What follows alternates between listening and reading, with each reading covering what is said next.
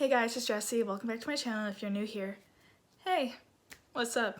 I'm Jessie. I do bookish videos. So, I think I'm the last one to do this, but as by the title, y'all know what this is. Mid-year book freakout tag? Something like that.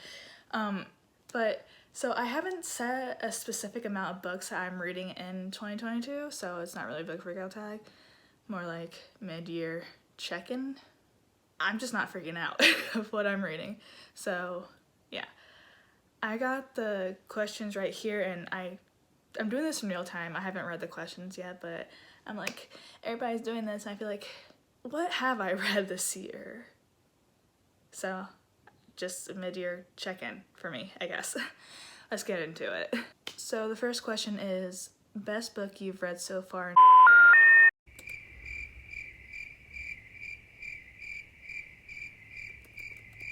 So I haven't read that many books this year.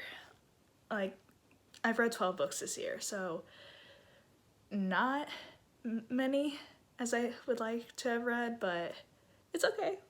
It's okay. We can only go up from here.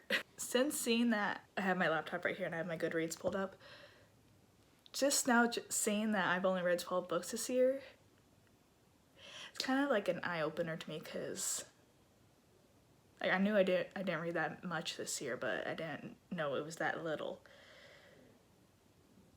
I still don't have a specific set of number of books I want to read, but I know I want to read a lot more now that I'm seeing this. So let's just get into the book tag. So the first question is, best book you've read so far in 2022. I don't have just one. So I've got 6 books here. I can't pick one, okay? Dial for Aunties by Jessie Q. Santanto. Still butchering that name. A Good Girl's Guide to Murder by Holly Jackson. I think this was also, no, it was a 4-star. If you have seen, what was it? I'll put the link somewhere on the screen to my review on this. The Collective by Alison Galen. I'm just now realizing that these are all my 5-star, 4-star reads this year, so maybe that's why it's my best. Book Lovers by Emily Henry, The Hunting Wives by May Cobb, and The Dating Plan by Sarah Desai. The second question is, best sequel you've read so far in 2022. I don't know if I read a sequel. I haven't read a sequel this year yet, so I don't have an answer for this question because I haven't read a sequel this year because of how little I've read. If you can't tell, it's really bothering me now, noticing how much I haven't read. New release you haven't read yet but want to.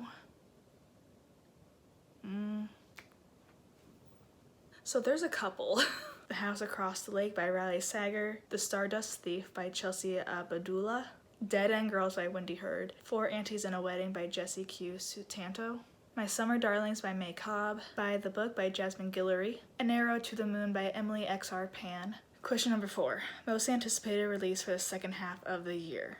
This book comes out in September and I really want to read it because I love the podcast.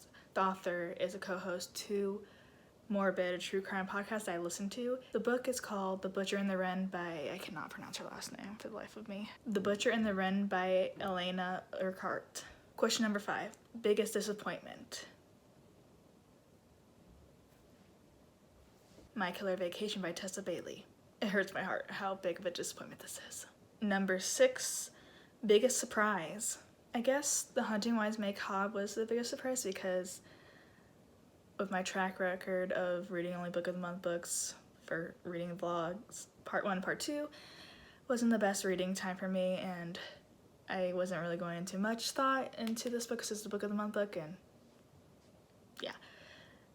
I was pleasantly surprised with this book. I loved it. Question number 7 is new favorite author. And I can't really answer this one because I've read a lot of different authors, not the same author yet this year.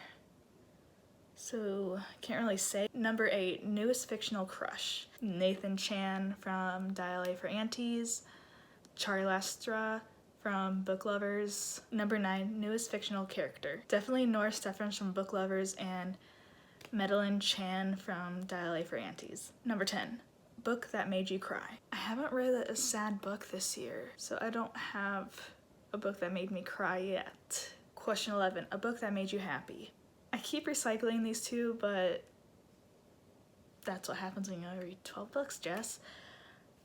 Book Lovers by Emily Henry and Diary for Aunties by Jessie Q. Sutanto. Question number 12, the most beautiful book that you have bought this year or received. I'm going to go with Heartbones by Colleen Hoover, because it's not like the most, but it's just like, can you guys see that?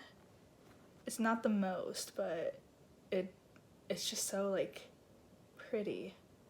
I don't even know y'all can see that. Yeah. Last question, number 13. What books do you need to read by the end of the year? All of my books I haven't read on my bookshelves. I can't think off the top of my head right now, so I'm just gonna flash them on the screen while I'm editing. I feel like this was the most anticlimactic mid-year book freakout tag that I've ever done. I need to read a lot more. That's what I've learned from this video. I know I was saying I wasn't freaking out, but now I kinda am.